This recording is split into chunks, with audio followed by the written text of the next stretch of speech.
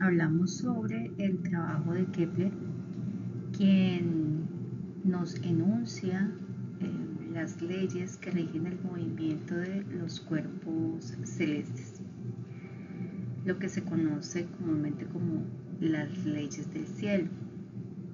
Dentro de estos grandes personajes que apoyaron el desarrollo de la teoría heliocéntrica copernicana, Johannes Kepler es uno de los más importantes, ya que usando la matemática pudo calcular las verdaderas trayectorias de los planetas, es decir, la geometría correcta que describen sus movimientos, y por lo tanto se puede predecir de forma muy precisa las posiciones y el movimiento de estos cuerpos celestes, como por ejemplo Marte.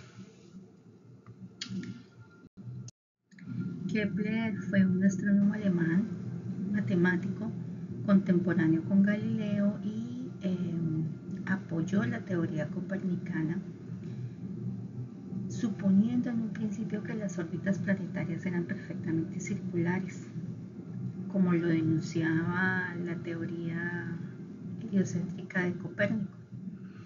Él matemáticamente se propuso perfeccionar este sistema copernicano ayudándose de observaciones realizadas especialmente con el planeta Marte. Estas observaciones eran las más precisas y fueron recopiladas por el otro gran astrónomo experimentalista, el mejor experimentalista astrónomo de la época, danés, Tycho Brahe,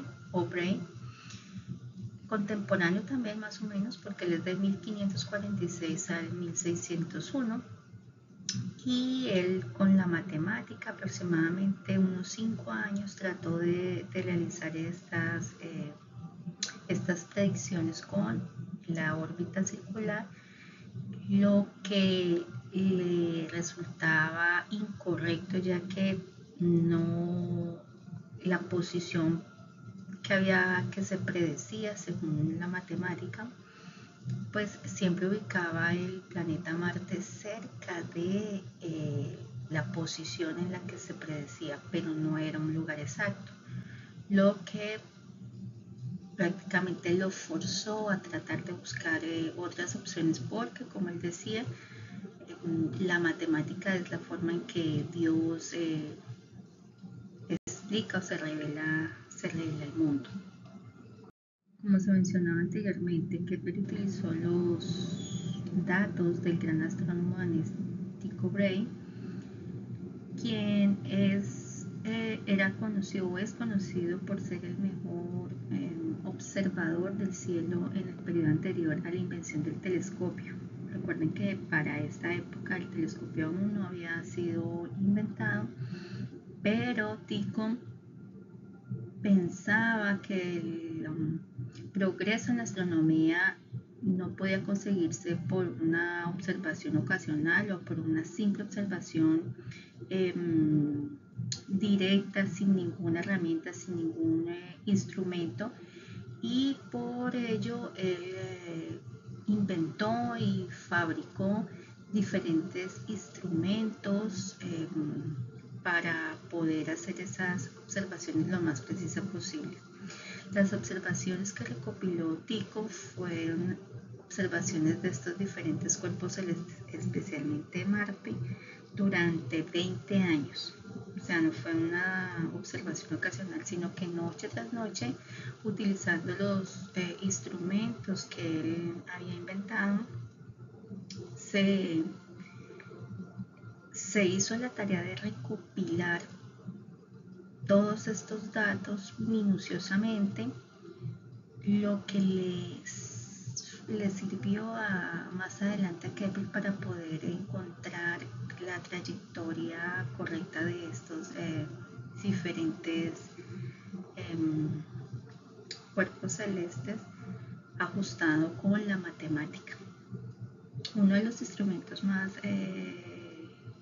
representativos dentro de los que construyó Tycho es el que se conoce como el cuadrante. es un instrumento para medir ángulos en astronomía y navegación. Se llama así. El cuadrante tiene este nombre porque consiste de una placa metálica en forma de un cuarto de círculo y el arco está graduado con está graduado y en uno de los lados hay unas mirillas para dirigirlo hacia el astro o hacia el cuerpo celeste que se está observando. Del vértice cuelga una plomada que indica la dirección vertical y pues la lectura de la posición de la cuerda de la plomada sobre el arco graduado es el que le da los datos de posición de ese cuerpo celeste.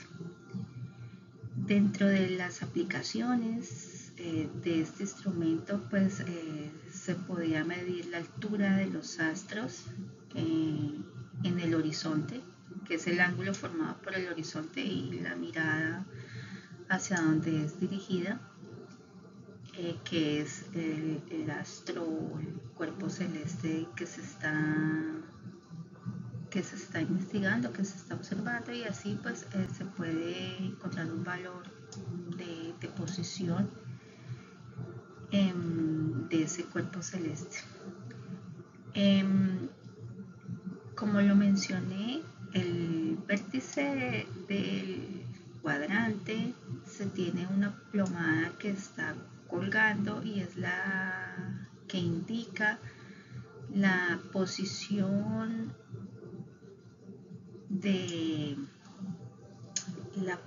vertical de ese cuerpo celeste observado.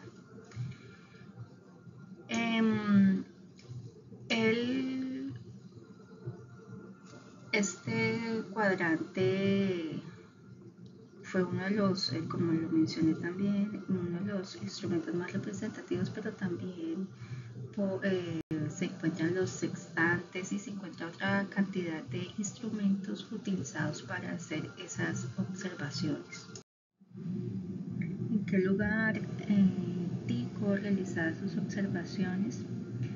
Él la realizaba en un laboratorio u observatorio astronómico que construyó y le dio el nombre de Uranienborg, que en sueco traduce castillo de uranio. Era un observatorio astronómico construido en forma de palacio entre los años 1576 y 1580.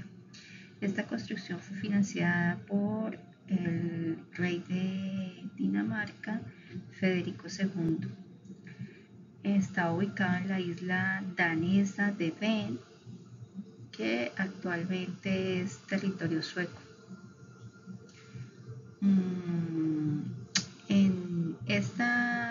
En este sitio fue donde se realizaron todas las medidas por alrededor, como he mencionado antes, de 20 años, utilizando todas las herramientas que él construyó, y dentro de esas herramientas pues están los cuadrantes, los sextantes y otros instrumentos que fueron los predecesores del telescopio. El observatorio pues ya no existe, pero quedan algunos vestigios y evidencias de la importancia del trabajo realizado experimentalmente sobre la observación de cuerpos celestes. Vemos algunos instrumentos como lo mostramos anteriormente, de los que construyó Tycho para sus observaciones, y dentro de estos instrumentos pues está el cuadrante, esta representación de la estructura del cielo que se le conoció o se le llamó la esfera armilar,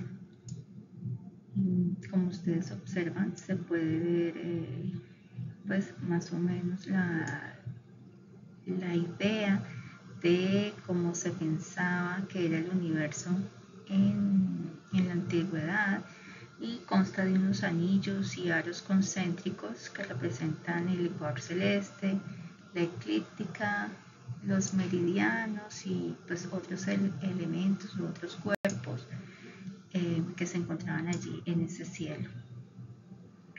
Esta es una de las tablas que podemos ver de esa recopilación de datos realizada por Tycho y sus ayudantes. Sobre la base de sus observaciones, Tycho publicó 2 volúmenes exponiendo sus hallazgos entre 1587 y 1588. Este libro se llamó Introducción a la Nueva Astronomía, y aquí lo importante es que dentro de estas observaciones de los cuerpos celestes, él expone un modelo intermedio, un modelo de universo intermedio entre el modelo copernicano y el modelo ptolomeico.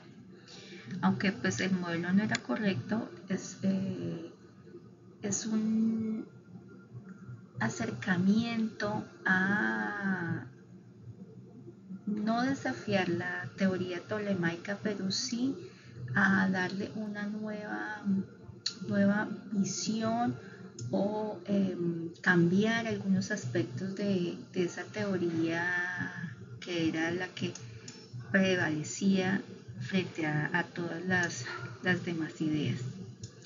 Este modelo del sistema ticónico o ticoniano pues mantenía la Tierra en reposo, mantenía esa idea tolemaica del universo geocéntrico, pero el Sol rota alrededor de la Tierra y los demás planetas rotan alrededor de ese Sol.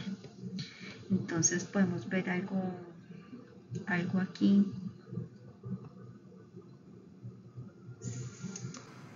donde pues ya hay algunos otros cuerpos que no tienen que no compartirían ese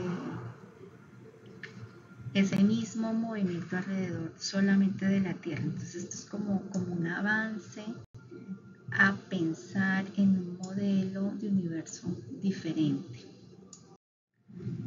¿Cuál fue el impacto de estos instrumentos y de este observatorio construido por Tycho Brahe para el desarrollo de la ciencia?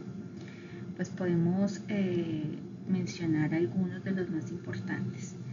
Al diseñar estos instrumentos para hacer observaciones, nos proporcionan unas medidas y unos datos con más precisión y sin ningún precedente en la recolección de datos astronómicos hasta la fecha de Tycho y la fecha de Kepler y la época de Galileo, lo que ayuda a mejorar drásticamente esa calidad de todos estos datos recopilados. Esto pues establece un nuevo estándar de rigor en esta recolección de datos científicos y son el punto de partida de trabajos tan importantes en el desarrollo de la ciencia como son los de Kepler y los de Newton. Son el hecho de que se hubiese recolectado estos datos con tanta precisión sienta las bases de lo que más adelante se va a conocer como el método científico aplicado a la astronomía. Su enfoque demuestra también que los modelos teóricos tienen que estar basados en observaciones precisas, observaciones meticulosas. Esto es de gran importancia en el desarrollo de la ciencia. Aunque Tycho no apoyaba la teoría heliocéntrica de Copérnico, indirectamente con sus observaciones y sus datos, pues básicamente la apoyó. ¿Por qué la apoyó indirectamente? Porque demuestra con los datos que recopila que esta creencia aristotélica de que los cuerpos celestes eran perfectos, que eran inmutables, que eran eternos, pues lo demuestra experimentalmente que en el cielo pueden haber algunos cambios y que quizás esto que se creía de la perfección y la inmutabilidad de ese cielo pues no era tan correcto. ¿Cómo lo hace? ¿Cuál es una de las observaciones más importantes para demostrar esa imperfección de ese cielo perfecto? Pues en 1572, cuando Tycho tenía 26 años de edad, observó algo en ese cielo nocturno que no lo había visto antes, y ese fenómeno que observó fue un cuerpo celeste muy brillante que duró por una época allí con esa intensidad, pero que después se fue opacando y fue cambiando ese brillo. Pues lo que él observó fue una supernova, y al tener este dato pudo corroborar que también hay cambios en ese cielo y que esos cambios son prueba de la imperfección de ese cielo. Estas supernovas son estrellas que ponen fin a su evolución en forma de una explosión cósmica masiva conocida como una supernova, y pues al ser una explosión pues va desde el marco de referencia de la Tierra, pues lo que se va a observar es un cuerpo celeste muy brillante. Siguiendo con el trabajo de Kepler, nos damos cuenta de que los datos de Tycho fueron esenciales para que desarrollara su modelo mucho más preciso acerca de este movimiento de los cuerpos celestes, lo que más adelante, como ya se ha mencionado, va a allanar el camino hacia la teoría de la gravitación universal y de las leyes de Newton. ¿Cuál fue el problema tratado por Kepler en una de sus clases de geometría? Pues Kepler enseña geometría euclidiana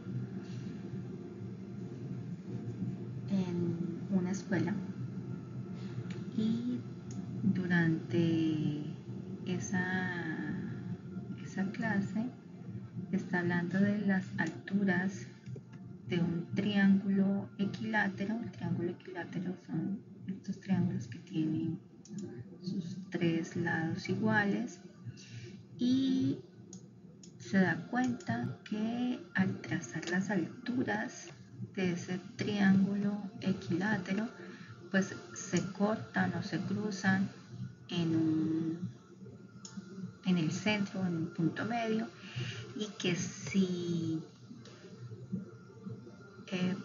coloca un un círculo interno o inscribe un círculo en el triángulo de un radio R1, que sería ese radio del círculo inscrito en el triángulo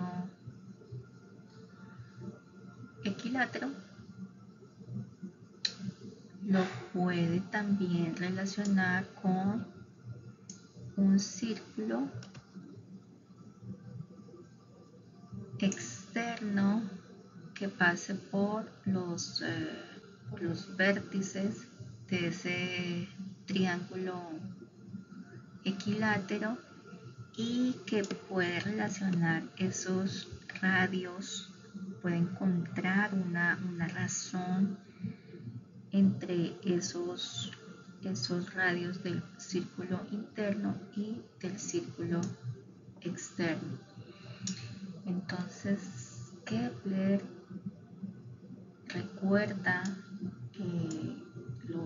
las órbitas o los datos de las órbitas de algunos planetas, especialmente de los planetas más lejanos como son Júpiter y Saturno, y empieza a pensar de que Dios pudo tener una idea específica al crear el universo, y por tanto las órbitas de estos planetas pueden estar allí diciendo cómo es esa distribución de los planetas, o esa ubicación de los planetas según la perfección matemática que es el lenguaje de Dios. Teniendo en cuenta esta relación de los dos círculos y el triángulo equilátero, según Kepler, según sus medidas, Júpiter orbita el Sol a una distancia promedio de aproximadamente 5.2, lo que significa que Júpiter está aproximadamente 5.2 veces más lejos del Sol que de la Tierra. En cuanto a Saturno, él indica o estima que Saturno orbita el Sol a una distancia promedio de 9.5, es decir, 9.54 veces más lejos del Sol que la Tierra. Con estos datos los compara y se da cuenta que hay una relación entre estos dos círculos, el triángulo equilátero y las órbitas de los planetas más alejados, los dos planetas más alejados que se conocían en la época de Kepler. Kepler entonces se da cuenta que la razón entre el radio del triángulo del círculo interno y el círculo externo es una razón de 1 a 2. Luego, cuando compara las órbitas del planeta Saturno y del planeta Júpiter, pues llega a esa misma relación. Lo que piensa Kepler es que esto debe tener algún significado con esa distribución del universo perfecto puesta por Dios y expresada a través de la matemática y de la geometría. Por lo tanto, Kepler se imagina que entre la órbita de un planeta y la órbita del siguiente debe haber una figura geométrica regular. En el plano, el triángulo equilátero. En el espacio de 3 dimensiones serían los sólidos platónicos, o los que también se conoce como los sólidos pitagóricos. Aunque los sólidos geométricos como el tetraedro, el octaedro, el icosaedro, dodecaedro, el cubo, ya eran conocidos por los pitagóricos, es decir, por los seguidores de Pitágoras, Realmente fue Platón el que les dio un significado filosófico particular en su diálogo Timeo. En este contexto, Platón asoció cada uno de estos sólidos a los elementos fundamentales de la naturaleza: tierra, aire, fuego, agua y el cosmos, dentro de esa cosmovisión filosófica. Por lo tanto, pues estos poliedros regulares suelen llamarse sólidos platónicos en honor a Platón, pero pues también en algunas ocasiones se les llaman los sólidos pitagóricos. Como lo mencionaba anteriormente, Kepler se dio cuenta o pensó que ese plan de Dios a través de la geometría y la simetría tenía que estar allí involucrada en la distribución de los cuerpos celestes, de los planetas en cada una de estas órbitas, y por lo tanto él pensó en que entre cada una de las órbitas de los planetas debería ir uno de estos sólidos regulares. Entonces la pregunta aquí es, bueno, si son 5 sólidos perfectos, ¿por qué hay 6 planetas? Entonces es porque habrían 5 espacios, y esos 5 espacios serían entre las órbitas de cada planeta, iniciando aquí entre Mercurio y Venus. Como ustedes lo observan allí, vamos a estar viendo entre Mercurio y Venus el octaedro, entre Venus y la Tierra el icosaedro, entre Marte y la Tierra dodecaedro, Marte y Júpiter tetraedro y Júpiter y Saturno hexaedro. Entonces, según Kepler, esta debería ser la distribución, y desarrolla esta idea en su modelo matemático escrito en su libro El misterio cosmográfico, en su obra Misterio cosmográfico, que la dio a conocer en 1596. Aquí en este modelo intenta explicar las proporciones entre las órbitas de estos planetas conocidos y propone esta idea de que cada uno de estos sólidos debe encajar en uno de esos espacios entre estas órbitas. Realmente pues nunca pudo comprobarlo, nunca se le ajustó la idea matemáticamente, nunca se le ajustó, y pues al final de mucho tiempo de hacer cálculos, pues finalmente la desechó. El misterio cosmográfico, el libro de astronomía que escribió el astrónomo alemán Johannes Kepler, fue publicado en 1596, su segunda edición en 1621. El nombre completo del libro es Precursor de los ensayos cosmológicos, los cuales contienen el secreto del universo, acerca de la proporción maravillosa de las esferas celestes y acerca de las verdaderas y particulares causas del número, magnitud y movimientos periódicos de los cielos, establecido por medio de los 5 sólidos geométricos. Pero pues Kepler sabía que su modelo teórico pues tenía que ser contrastado con los datos más precisos que hubiesen hasta el momento. Y recuerden que pues los datos más precisos eran los que había realizado el astrónomo danés Tycho Brahe, y son los que utiliza Kepler para contrastar sus predicciones teóricas. Especialmente él utiliza los datos de Marte, pero pues cuando él trata de que sus predicciones teóricas se ajusten a esos datos experimentales, pues algo no funciona. y es cuando se da cuenta de que debe cambiar algo dentro de esa teoría. Como lo mencionaba anteriormente, Kepler traza la órbita de la Tierra teniendo como referencia el periodo sideral de Marte. ¿Cuál es el periodo sideral? El periodo sideral es el tiempo que tarda un objeto en dar una vuelta completa alrededor del Sol, tomando como punto de referencia una estrella fija. Entonces, cuando él realiza este trazado de esa órbita, teniendo como referencia ese periodo sideral de Marte, pues obtiene una trayectoria geométrica circular, pero con el Sol un poquito desajustado del centro. Es decir, él encuentra esa órbita con un círculo excéntrico.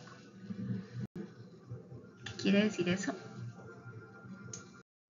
Entonces habíamos quedado en que él traza esa trayectoria teniendo en cuenta un círculo excéntrico. ¿Qué es un círculo excéntrico? Bueno, pues cuando él decide pensar en que hay que cambiar la idea de esa trayectoria circular, pues básicamente está abandonando esa hipótesis del movimiento circular uniforme, que es la trayectoria circular enunciada por Copérnico. Dice Kepler dentro de sus escritos: es justo que reconozcamos este don divino y lo pongamos en uso, ya que si yo hubiera creído que podíamos hacer caso omiso a esos 8 minutos, hubiera enmendado mi hipótesis según fuese necesario, pero como era permisible hacer caso omiso a ellos, esos 8 minutos señalan el camino de una reforma completa de la astronomía. ¿Qué quiere decir esto? Pues él, al abandonar esa hipótesis del movimiento circular, es decir, de trayectoria circular, y pensar en un círculo excéntrico, realmente está hablando de que esa trayectoria no es circular, es una trayectoria que tiene forma de elipse, y al parecer casi un círculo, eso tiene que ver con una de las medidas de la elipse, que es su excentricidad. Cuando se lee acerca de esto que nos dice Kepler, que no puede dejar de tener en cuenta ese error de 8 minutos, lo que nos está diciendo es que perfectamente él hubiera podido ajustar sus datos a la fuerza, haber hecho todo lo posible matemáticamente, haber hecho cálculos y matemáticos de forma que esos datos se ajustaran a esa trayectoria circular y dejar ese error, pero no lo hizo. Entonces aquí es bien importante porque él nos está diciendo que cuando se hace ciencia se desarrollan teorías y se contrastan con la parte experimental. Los errores no se pueden ajustar para que la teoría funcione. Simplemente si esos errores se siguen manteniendo por muchas a medida de que se hacen pruebas y pruebas, es porque hay que cambiar y hay que tener ética en el desarrollo de la ciencia. ¿Por qué nos dice eso? Porque él dice hubiera enmendado mi hipótesis según fuese necesario, pero él no la mandó, simplemente se dio cuenta de que por más que trabajaba en sus datos, en el ajuste de su teoría con estos datos experimentales no funcionaban, entonces es porque realmente algo no está correcto, y ese algo era seguir pensando que la trayectoria era circular. Y entonces allí es donde nos está diciendo: no funciona, hay que buscar otra solución y no quedarse en el error y tratar de cubrir ese error, que sería la parte ética que él nos está enseñando. Bien, entonces Kepler nos habla de un círculo excéntrico. Pues un círculo excéntrico básicamente es una elipse, que es una curva cerrada donde va a haber una magnitud que es la excentricidad, y ese valor de esa excentricidad es lo que nos dice la forma que va a tener esa elipse, si es un poquito más con más tendencia hacia el círculo, o es un poquito más alargada con más tendencia, o alargada pareciendo básicamente la forma de un huevo. Cuando esa excentricidad es igual a 0, pues llegamos a la figura geométrica conocida como el círculo. Entonces, esa elipse va a tener dos focos, y si ustedes se dan cuenta, cuando la excentricidad pues va bajando, ese foco va llegando al centro y vamos teniendo el círculo. Vamos a tener dos focos, y cuando él utiliza esa nueva figura geométrica con un valor de excentricidad, pues se da cuenta que su modelo teórico se ajusta perfectamente con los datos experimentales, y allí pues nace esa primera ley de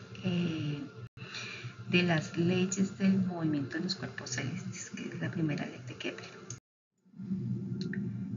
¿Cuál es esa primera ley? Los planetas se mueven en órbitas elípticas donde el Sol va a estar ubicado en uno de sus focos.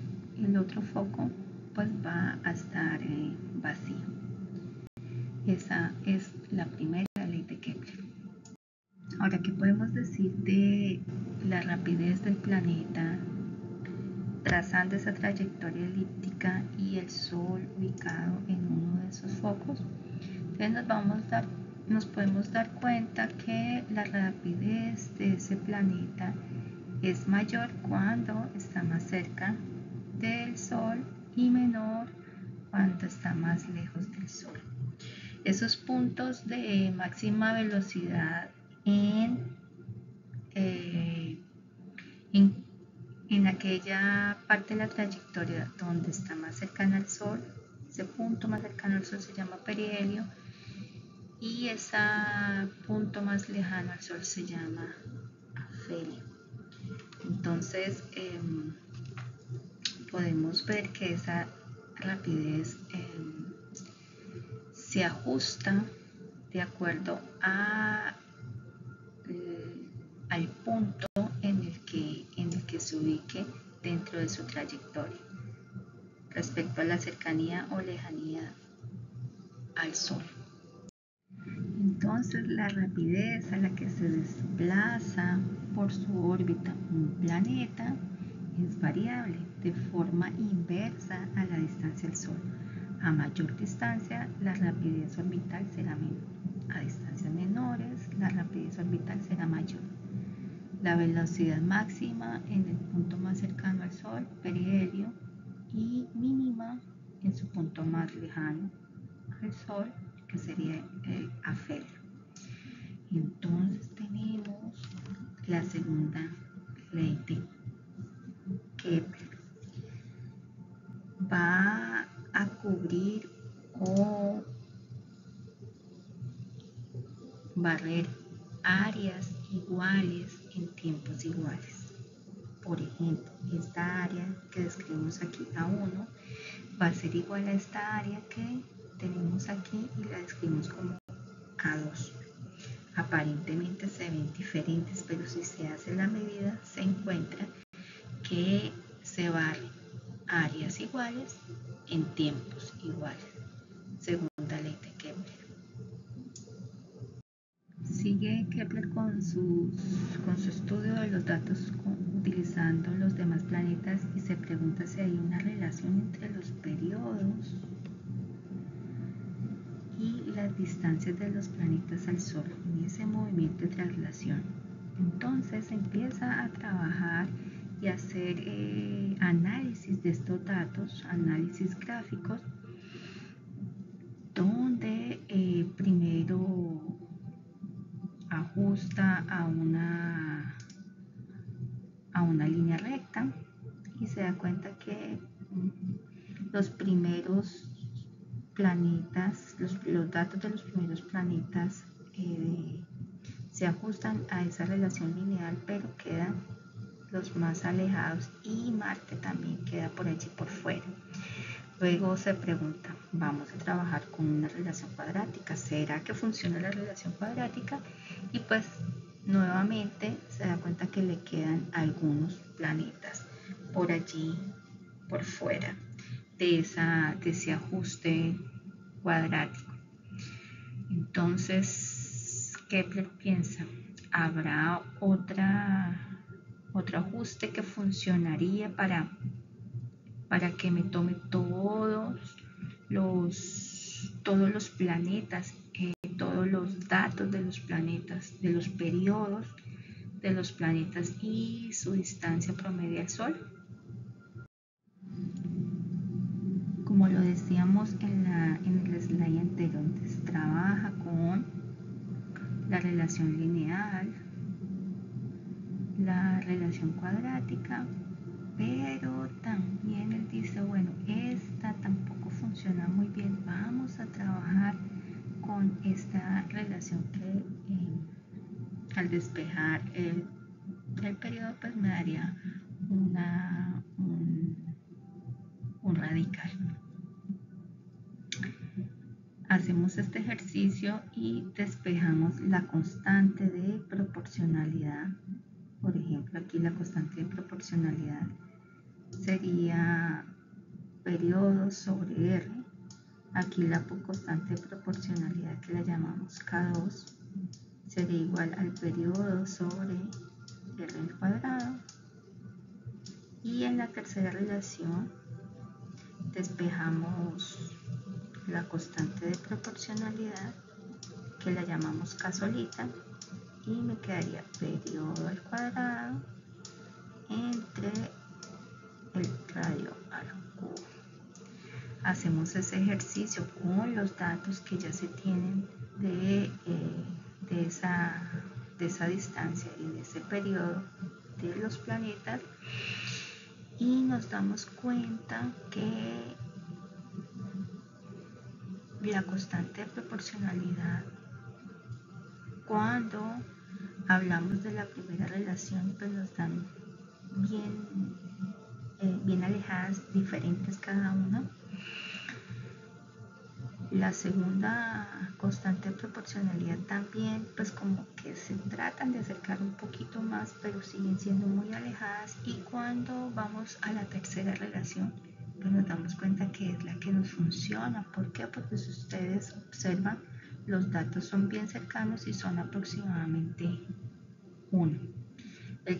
La primera es 1, la otra es 1.02, 1, 1.01, 0.971. Entonces los datos están muy cercanos, lo que quiere decir que la relación matemática que se ajustaría a los datos proporcionados por Tycho sería la tercera relación. Entonces, cuando graficamos esa tercera relación, pues llegamos a esa relación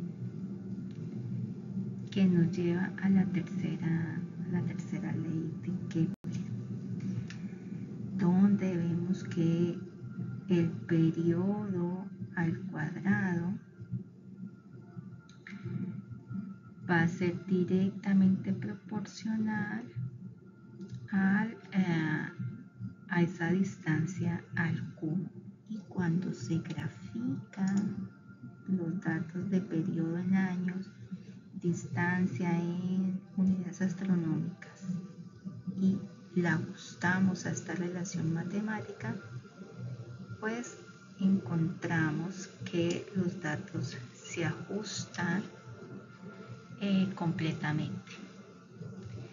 Esta ley se llama la ley armónica y